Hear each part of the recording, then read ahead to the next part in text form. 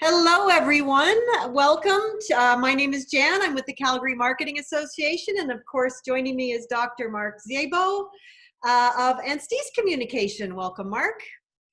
Thank you. Good to be here. We have close to 200 registrants today, and I can see the participants like coming on in tens. So let's just give it like a minute for the majority of our folks joining us today to get settled. And then I'll properly introduce you, Mark, and hand the controls over to you. And while we're waiting, I just want to once again say hello and welcome to everyone. Remind everyone that the title of our presentation today is COVID-19, Marketing to a More Compassionate World. Well, I'd just like to remind everyone that this is a webinar. And we're recording this, and tomorrow we plan to send out a copy of this. If you don't get it by email, head over to our website. We have a YouTube channel. And I also just want to remind everyone that we cannot do these webinars without you. It's a very interesting time. We are not charging for our webinars, so it's thanks to you, our members. For joining us, and it's and paying for your membership, and thank you also to our corporate partners who are platinum corporate partners, of course, is Calgary Economic Development and Canada Post, and our gold partners are ATB Financial, DAC Group, Vovia, Post Media, and Vertical Impressions. So just want to say a shout out to all of you folks who continue to support us as we build a new business model. So let's get going, because I know everyone's here to see your findings and recommendations, Mark. So I'm just going to tell everyone a little bit about you. Formally, Dr. Mark Szabo, MBA, JD, PhD, help clients create growth by delivering meaning. Mark focuses on human insight research and stakeholder engagement in complex conflicts. You find when you focus on meaning instead of persuasion, amazing things can happen. I love that. Clients are able to help customers live their own values, connect with them longer, create new ways to serve them, bring them closer into the strategy process, navigate complex conflicts and issues, and align their internal teams better. Thank you. Dr. Szabo, you have a BA in economics, an MBA in marketing, a JD in corporate law, and a PhD in environmental design. And I don't know whether you started your post-secondary when you were 6 or just are very youthful looking, but that's a lot of schooling. So thank you for joining us. And without further ado, I will hand this over to you. Awesome. Thanks, Jen. And thanks again to the Calgary CMA. You guys do great work, and Anstey's has been supportive. One of your board members, Mark Binkley, is on there, and so yes, we love Mark. Yeah, everybody loves Mark. I know. I hear it all the time. They get us confused actually quite a bit. So I'm going to share my screen here, and let's see if this technology works for us. Let's see it. So you should be able to see the big black screen. Yeah. Yes, we can. Okay. Great. So we'll just dive right into this. We don't need to do a blurb on Anstey's. I think most folks are familiar with this, and if not, you'll get familiar with us at some point. I want to just jump right into the challenges and objectives of the research that we did. So the business challenge that we had was, we know as marketers that consumers demand meaning from what they buy. And I don't need to belabor that with this group. So the question for us is, how is meaning going to shift in a post-COVID world? And our research objective was to gauge what might bring meaning after the COVID-19 crisis. I want to talk just a real quick bit about meaning, because whenever you do research, you need to have some sort of hypothesis and some sort of idea of how things work. And for us at Anstey's, we like to focus on meaning, and that probably bears a little bit of explaining.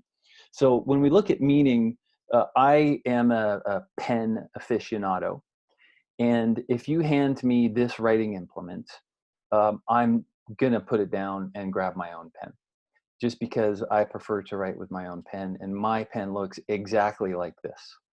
And you can't quite see it in the picture, but it's got black, blue, red, and lead ink, or lead in there. And it's a great pen. It fits perfectly. The nib is really small. But what this really means to me is my grandpa used to have one of those old Bic pens with the 4 colors. And whenever I pick up this pen, I remember my time with grandpa.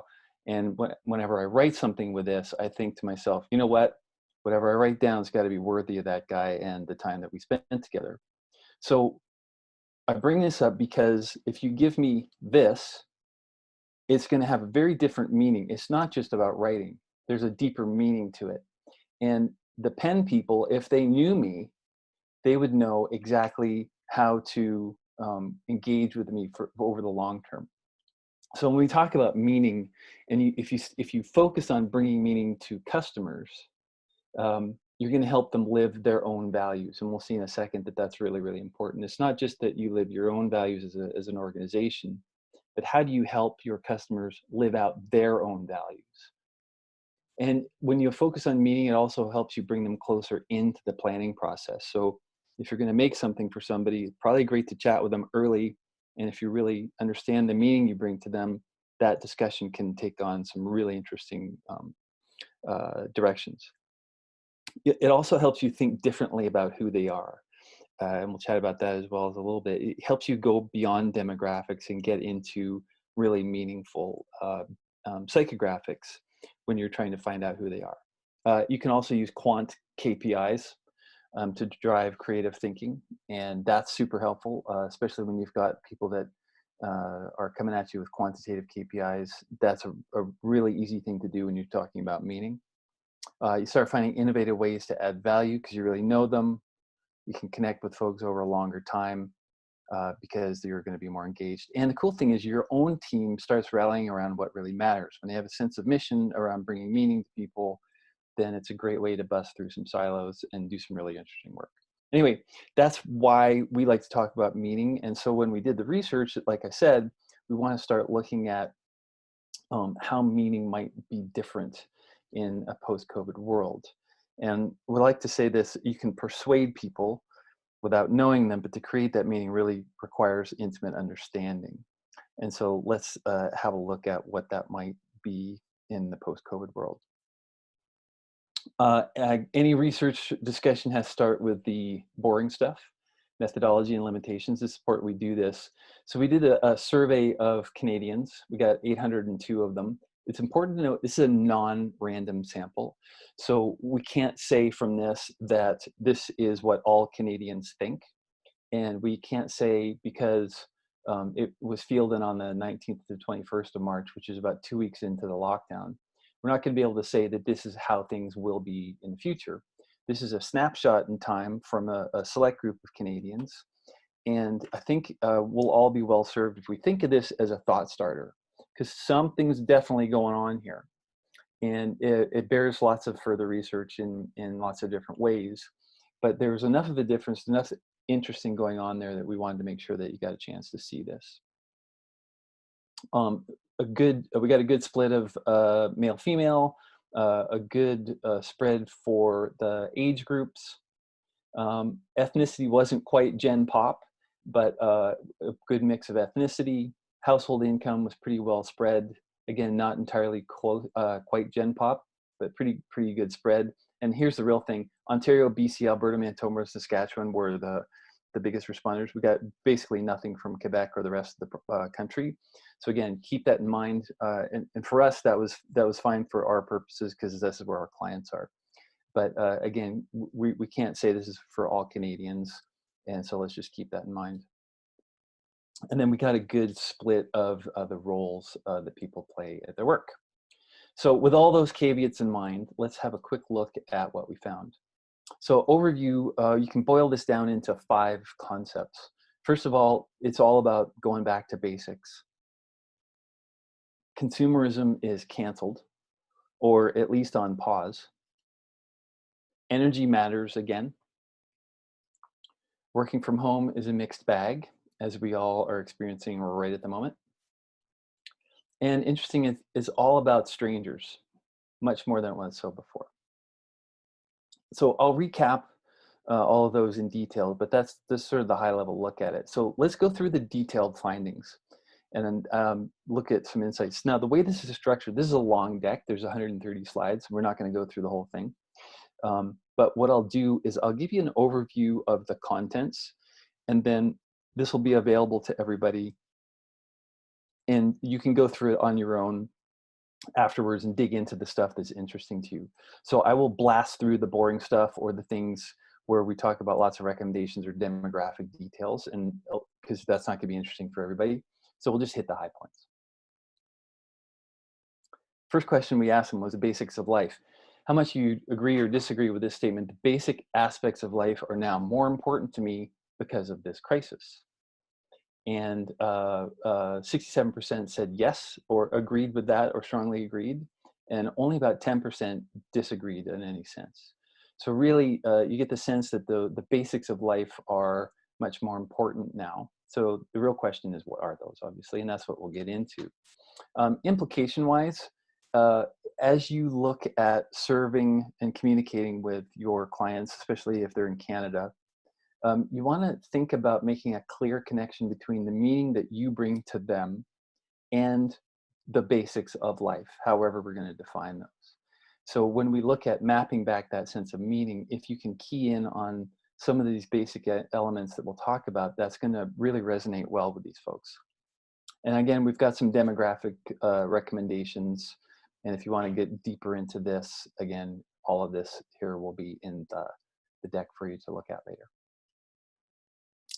Next, we asked folks, when all this is over, what's the one thing you plan to change in your life?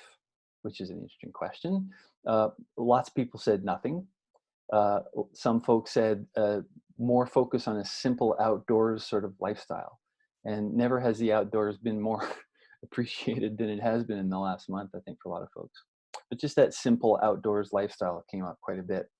Some folks said they wanted to save a lot more money. Folks said that they will take nothing for granted anymore, which is an interesting finding. All the good things in life just can go away in a moment, so take nothing for granted. More time with family and friends, taking care of your health better. Some folks said they wanted to get a better job, and more philanthropy. In terms of the format, here are those same findings in a little bit more detail.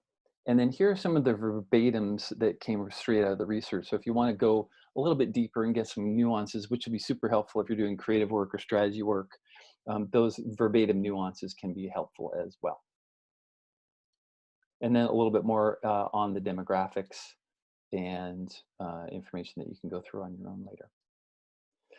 Then we also ask folks, in the current crisis, what person or company, if any, has been the most encouraging to you?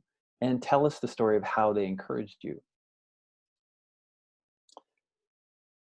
Family members hit the top in terms of encouragement, which makes sense. Some folks said they weren't encouraged at all, which is kind of sad.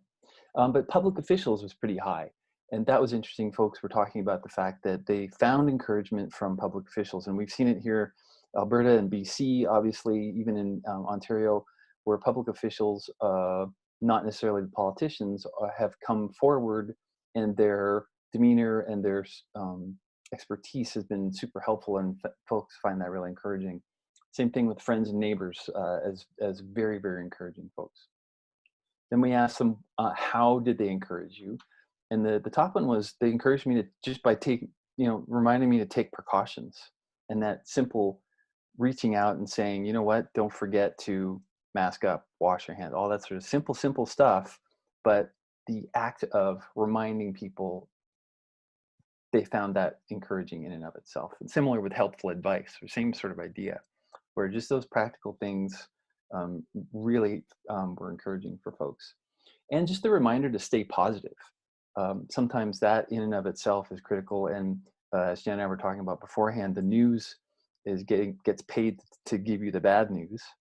That's where they make their money. And in a difficult time, hearing the bad news consistently is not necessarily an accurate reflection of reality. So that reminder to stay positive is super helpful. A similar sort of idea with getting updated information, clear, concise, timely, relevant information in times of crisis is super encouraging for folks. So, I mean, the obvious takeaways from this are, as you look at your brand and your organization, if you want to be encouraging, these are some helpful sort of ways to look at how you can craft your messaging and how you can be most encouraging to folks if you can take on these sort of sensibilities. Again, here's some more details for you, some more demographics and significance tests if you want that. Then we ask folks, in the current crisis, what do you find yourself appreciating now more than ever, if anything? Family and loved ones was at the very top, friends and neighbors right after that, obviously. And then a lot of basics, right? Having a job and a home, super important to folks that have that. Food and necessities, good health, freedom of movement. You know, if we had asked these questions 2 months ago, I doubt those things would have been at the top of the list. I don't know that, but you can see the importance of so many basic things that we often take for granted are now much more important together. I love this one, the idea of pulling together. So folks mentioned the idea that just the fact that we're all locking down and that we're all taking the steps that we need to take, that community effort really, people really appreciate that. And so it's going to be interesting to see how that carries forward. Again, more details on that question here. In terms of brand expectations, this one's really interesting. So we asked folks this question: once the crisis is over, please prioritize what you expect to see from the brands you purchase. And we know that people want meaning from the brands that they buy. So we forced them to rank these qualities to see which was the most important. Traditionally, we would expect from a branding perspective that, you know, giving me an easy online purchase, connect with me as an individual, that's usually pretty top of the list. It's now at the bottom of the list. The number one by far in this ranking was be compassionate to staff. So show us how you are taking care of your own employees, because in this time, that's really, really important to us.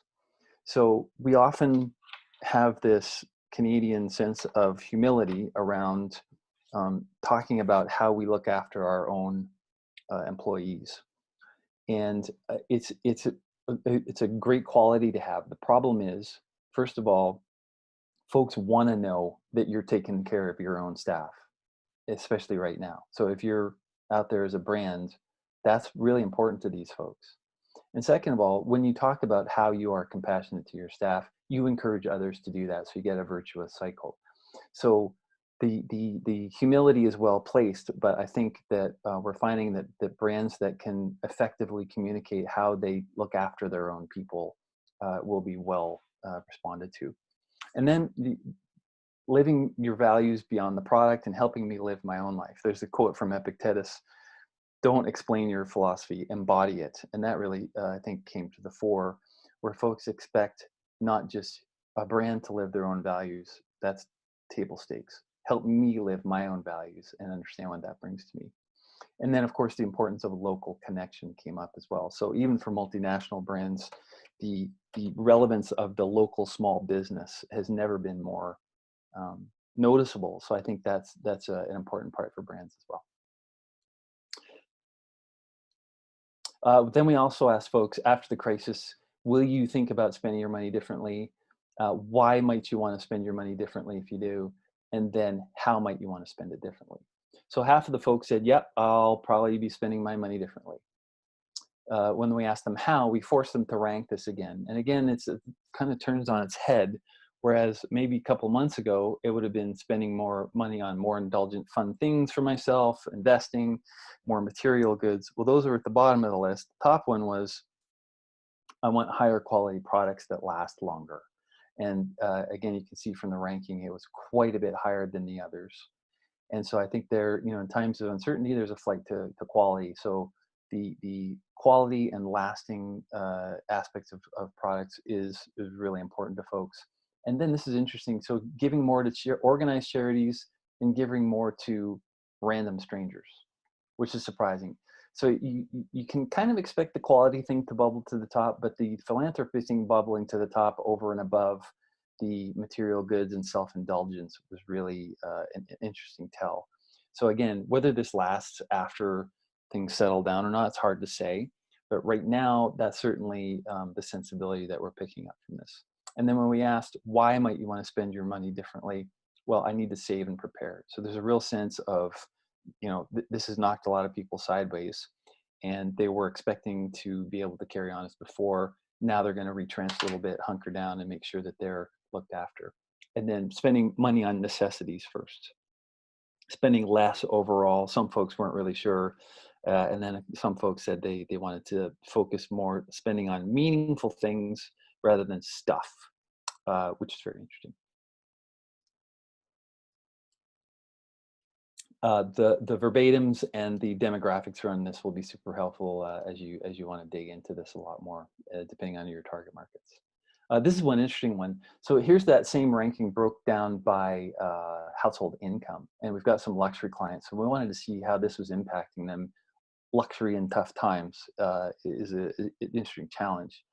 And for this, we found that the folks that wanted to spend more on higher quality products that last longer skewed towards that 150,000 plus household income range. So there's a role for luxury in the sense that if you can harken back to quality and long lasting, then there's some interesting opportunities there. We also asked folks similarly, do you feel more altruistic towards strangers? And about 40% agreed with that, which was interesting. And then about the same amount were neutral to that. We also asked folks, do you have a renewed sense of religious faith?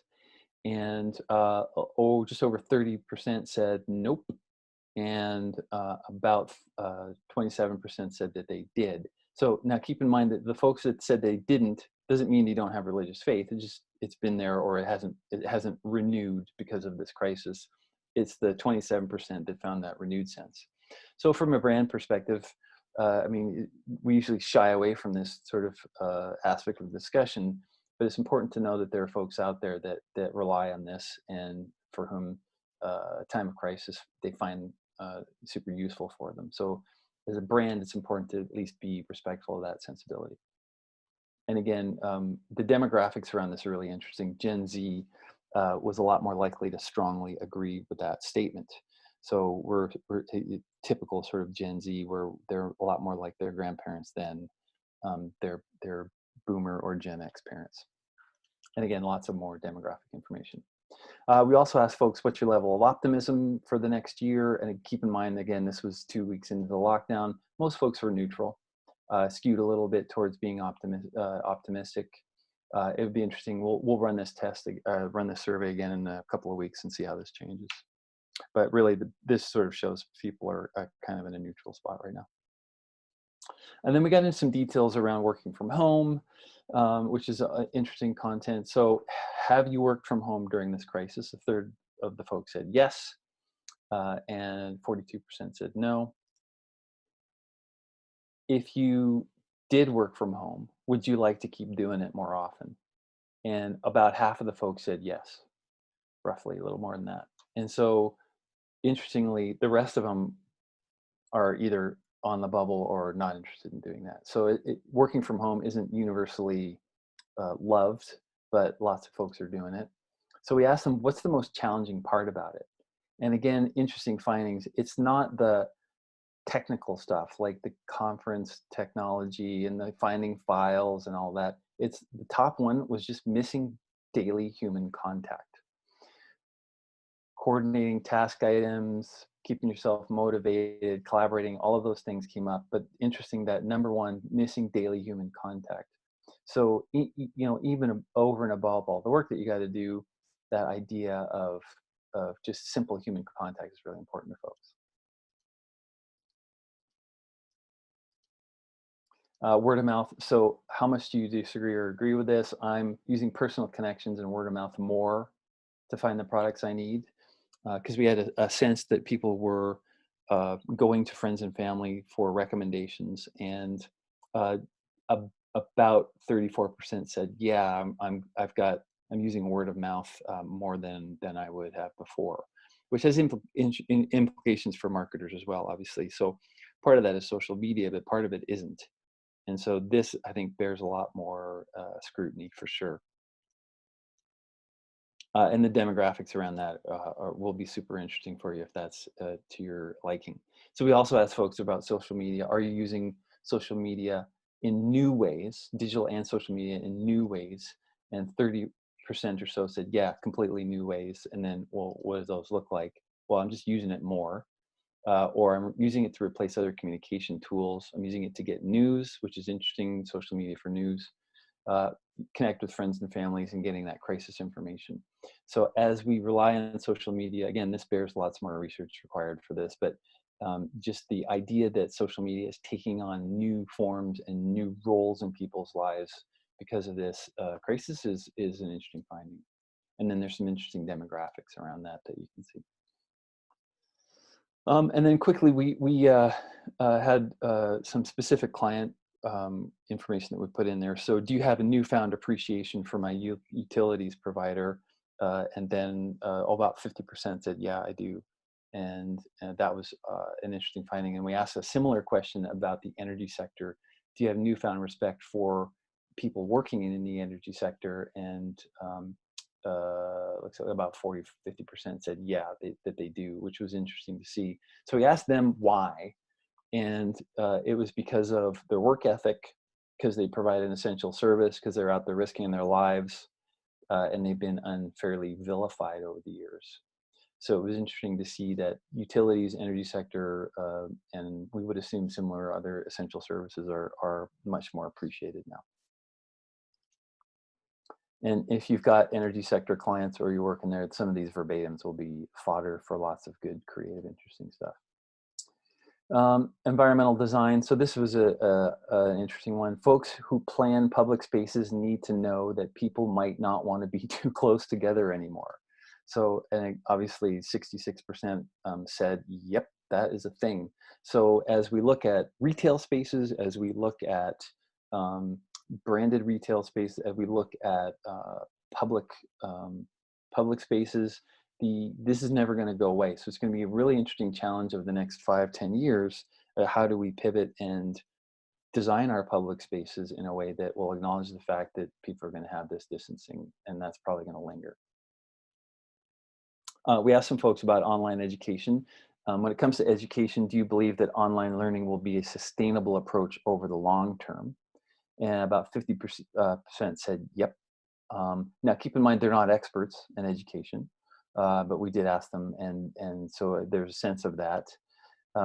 It was interesting to see that the challenge on online education in the demographics was for men under $35,000 household income for tech issues, right? Because it's a issue of bandwidth, is an issue of laptops and other technology.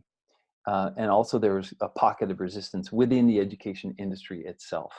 So again, we don't know who those folks are, but there was interesting to see as we look at delivering education in this new world, what that's actually going to look like. And then here's some more demographic information around that. And then real quickly, we asked folks about, would you like to rent or own right now? And right now, if I needed a new place to live, I would rather rent than buy. Most people said, no, I would rather buy. So they still want to buy.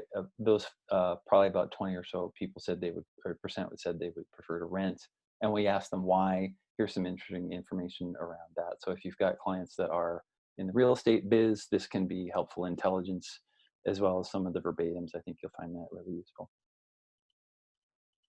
As well as the demographic breakdown, because there were some interesting findings there as well. So real quickly to summarize, back to the basics. 67% agree or strongly agree that the basic aspects of life. So I think from what you've seen, we would want to say the basics of life are family, human connection, altruism, practical support, essential services, public-mindedness, less materialism, freedom of movement, simplified lifestyle, access to outdoors, quality and longevity and products. So again, when we're looking at delivering meaning, keep that in mind. Is consumerism canceled? Who knows? I think it's certainly on pause right now.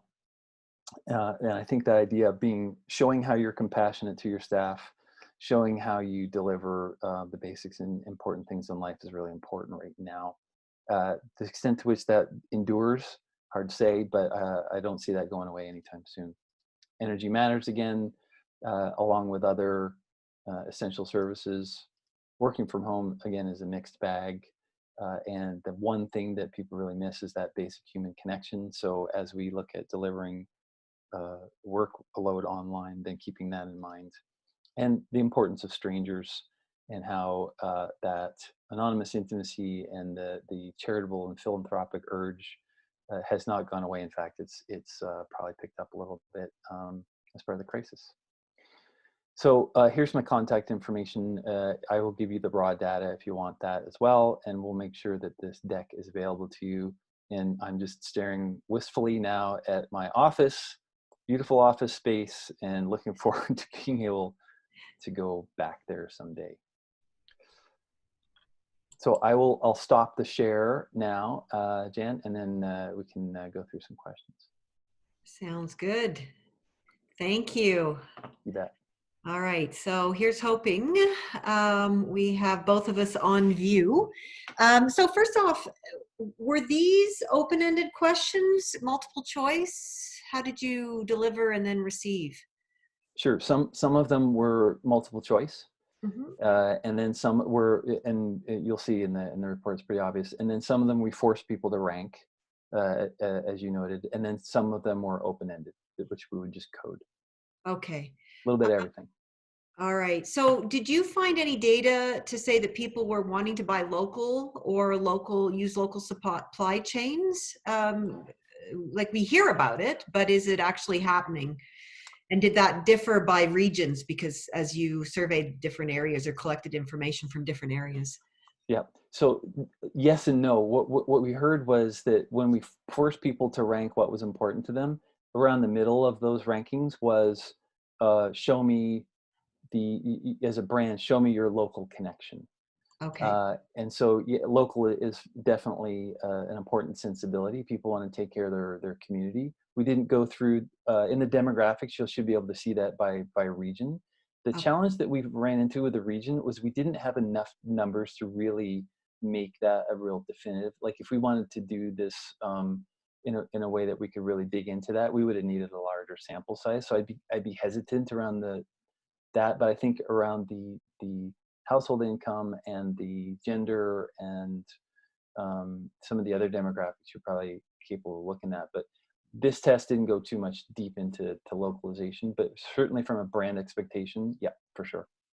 Okay. It's interesting that you say you're going to do a survey again. It'll Mm-hmm. be interesting to see the switch in results after being in this for as many weeks or possibly months. Well, exactly, and it's a good point, Jen, because again, this was 2 weeks or so into the lockdown in Calgary, and we may find that now it's Lord of the Flies out there, and I kind of don't think so, but it's going to be interesting to see for sure. Yeah, we did have a conversation last week about how, with our board actually, about how now that the weather's changing, people are getting impatient. So how will that translate? Like in socialization, then when we like to get outside and then we're outside, how will that translate as well? That impatience just to get back to whatever this normal will be or what we Definitely. had. Any learning from 9/11 to see if, when, how mindset will revert to a normalized state? Great question. Not that I know of, but Mm-hmm. I think that's a good it's a good thing for someone to dig in on. We didn't do that on this test at all. Okay.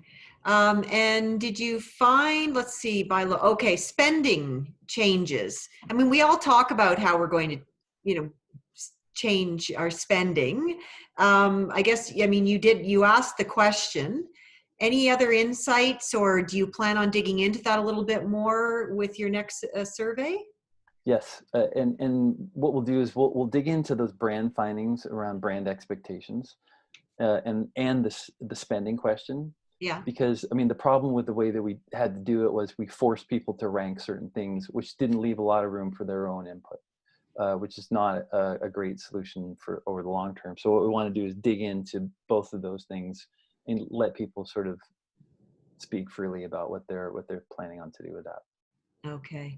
I would like to ask, during these days of working at home, you feel that offering paid webinars where companies can promote products and services rather than an educational non-product webinar. So like we were talking about this earlier. One of the things is how do you convert this social isolation, physical isolation to a paid platform? Has anyone found that magic bullet yet, or are we all just are we now gently stepping into that realm? Yeah, it's a great question. At what point does a group Zoom become a paid group Zoom? Obviously, I don't have an answer to that, but one of my colleagues I was chatting with, he's in the education, higher ed sector. He's working in Asia. And one of the things that he's noticing, and again, the research didn't go into this, but I think it probably bears repeating, is that the idea of a university and the idea of post-secondary education is probably going to be scrutinized, because we're seeing that some folks are able to deliver online education and some folks aren't, because it's a completely different paradigm for imparting knowledge. And just doing one doesn't mean you can do the other. So they're quite different. And so if online education continues, what's the role of a university brand if everything's through Zoom? Right? And is it maybe better to get your, for example, your diploma in design thinking from IDEO as opposed to some Ivy covered institution? So I think it's going to be interesting to see how much the branding of post-secondary institutions maps back to their ability to deliver online education. So just answered the question with another question. Well, and then there's also an online education versus a physical education. There's the social aspect, right? Are you self-motivated? So being alone, and many of us, I've partook in a number of these conversations. Is working from your home, does it make you more motivated? Do you compress your 9-hour day into 6 and just zoom through and get things done? Or do you have to really force yourself to get the work done because there are so many other distractions around? Yep, absolutely. Absolutely. Here's another one. World War II's hardships spawned the baby boom. We first met, okay, hold on a sec. World War II hardships spawned the baby boom. That was first generation. So consumerism is canceled, but rather paused, and we will be pent up. So I guess what's that? That's a comment about there was conversation, or I think one of your questions was about, is consumerism paused or is it changed? I mean, we just physically can't go out and buy stuff and we don't have the disposable income. So I guess that will be one of the long-term pieces that we look at about how soon will we revert back and how far. Yep. Yep. And how easy is your product to fit into an Amazon box? Or a Wayfair. How heavy, eh?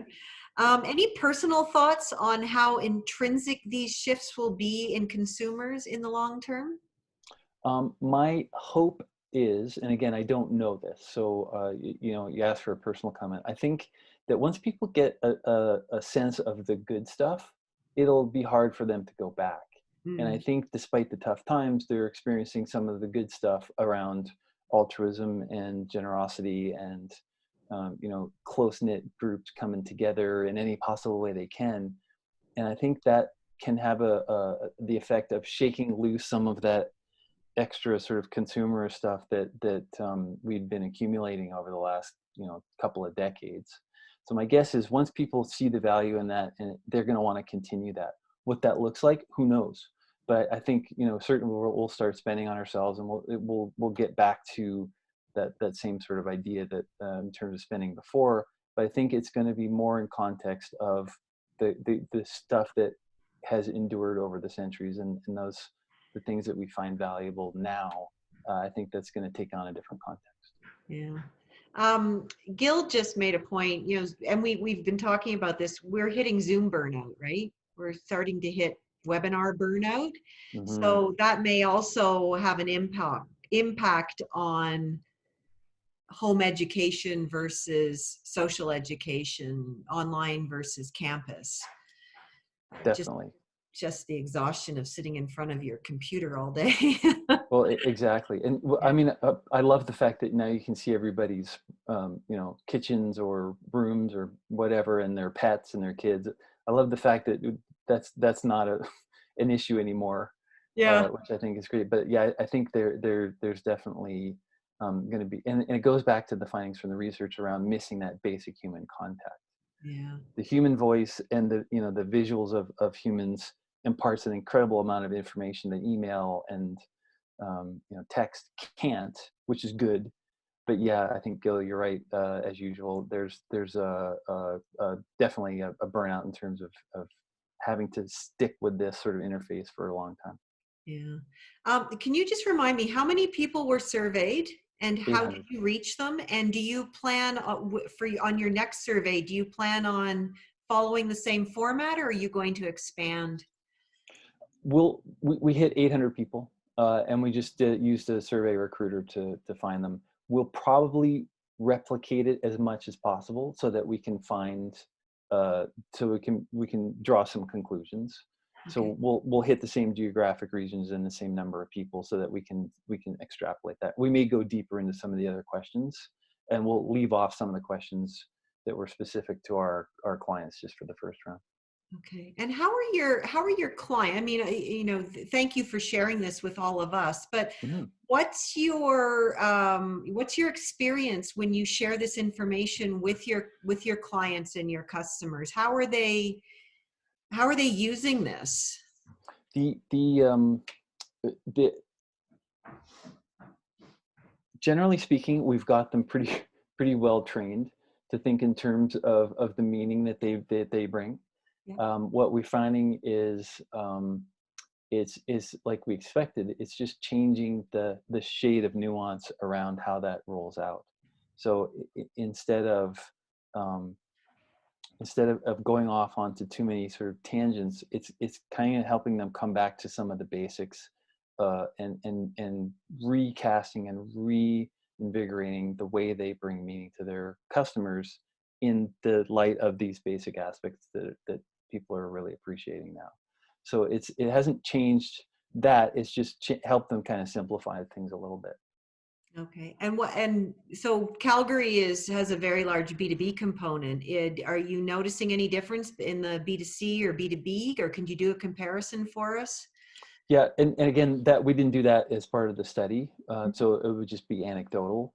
But we're finding that B2C or B2B tends to be pretty focused on there's nothing fancy here. Like you're going to make me money, you're going to not make me money, and right. So when you're dealing with procurement folks and you're dealing in it with committees, that tends to be pretty consistent. So we're not seeing a ton of change there.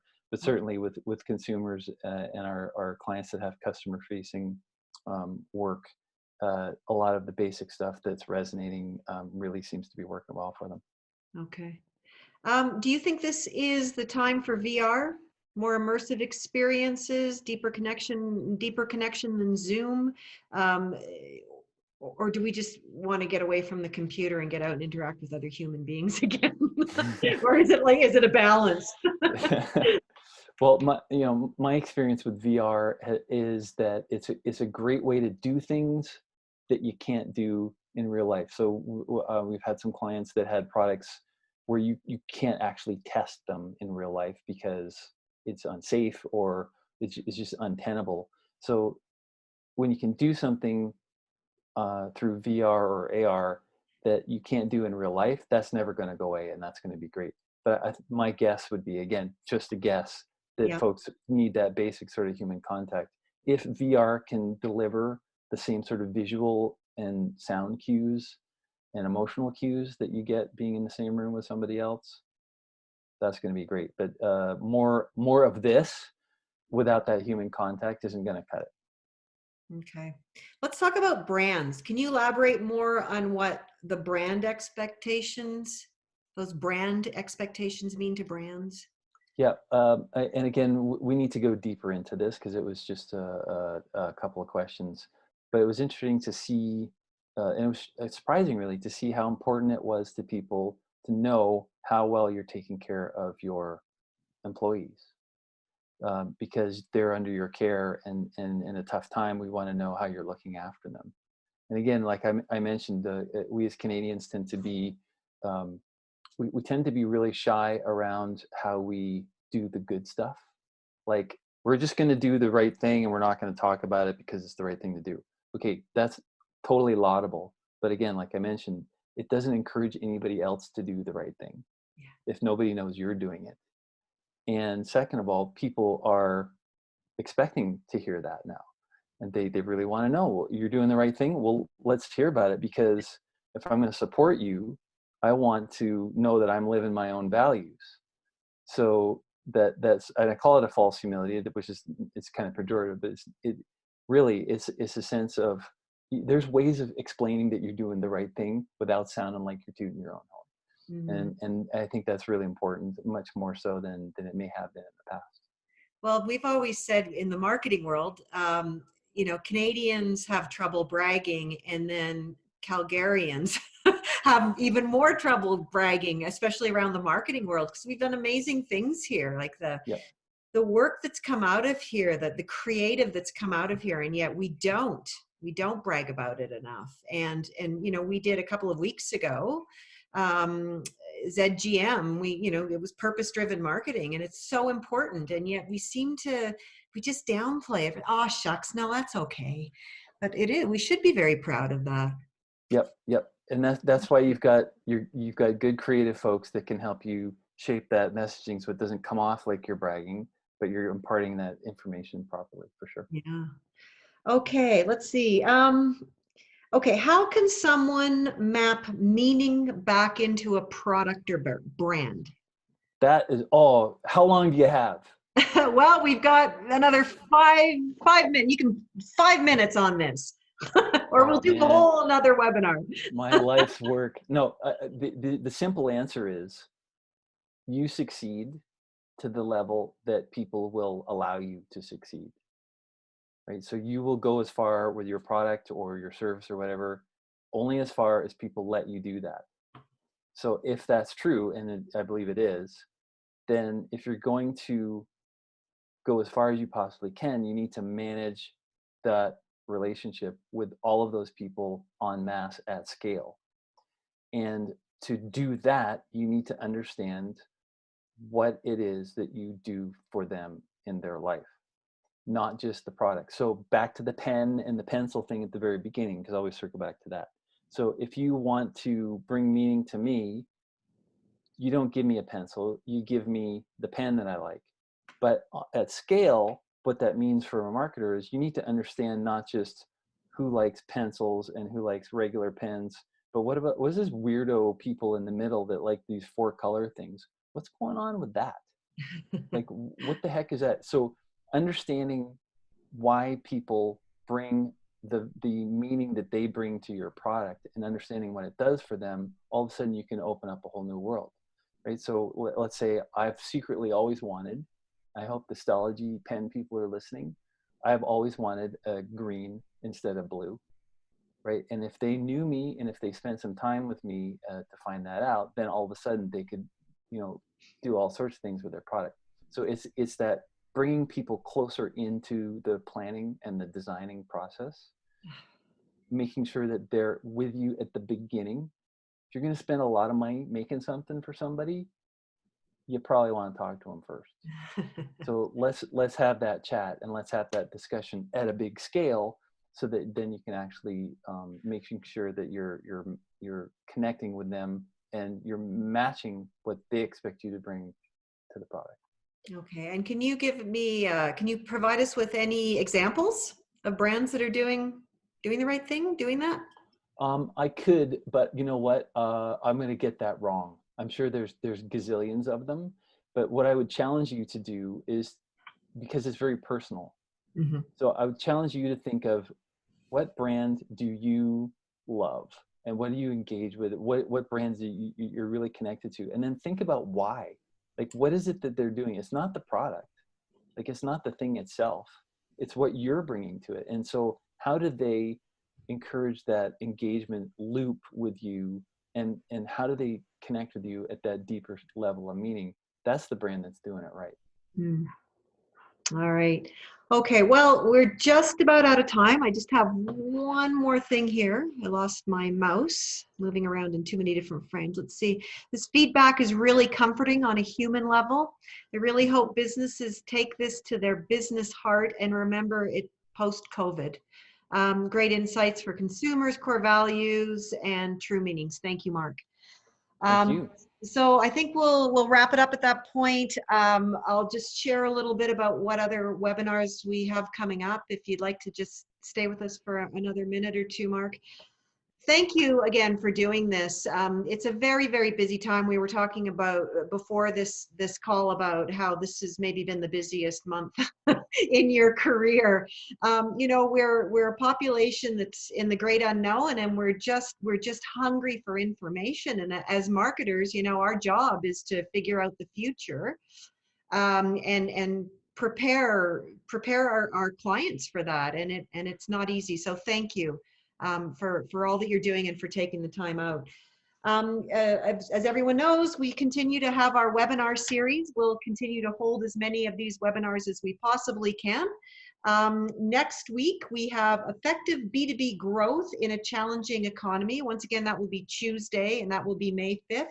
And that will be delivered by Jeff Lancaster, agency lead North America at LinkedIn, and his co-worker, Diana Liu. She's also involved in B2B marketing at LinkedIn. So join us, please, a week from Tuesday. And then in the midst of everything that's going on, the VP of marketing for Calgary Co-op has agreed to come and talk to us about transforming during crisis. So not only are they dealing with just like their food store, their cannabis stores, their liquor stores, their gas stations, their car washes, they were and like how to deal with all of safety first and caring for their customers and their clients through this pandemic. They also were actually changing their business. They were transforming their business through this crisis. So we've likened it to, of course, changing a tire on a race car during the race. So Penny will come, Penny McTaggart Cohen and Sage Poulain McIntosh will be joining us in 2 weeks. We have the rest of May lined up. We're working on some wonderful interactive options for June. I'm not going to give that away until we have things a little bit more solid, but stay tuned. Join us, visit our website, look out for our emails. You should all be on our mailing list by now. And thank you, all of you, for joining us, for taking this time out and using that famous word pivoting, maybe from your work to your webinar at your desk or your dining room table. So enjoy the rest of your day. Thank you once again for being part of our community. Thank you, Mark. And we'll see you all again soon. Bye-bye.